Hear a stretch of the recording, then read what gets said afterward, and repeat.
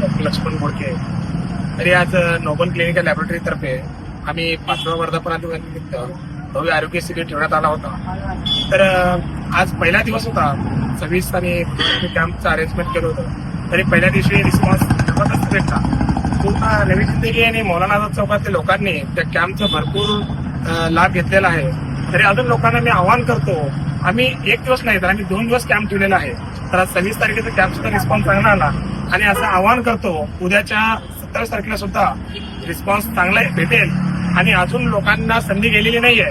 नवी जिंदगी, मौलाना चौक, मदिना चौक या रहिवासी लोकांनी उद्याच्या सुद्धा कॅम्पमध्ये येऊन आपला लाभ घ्यावा.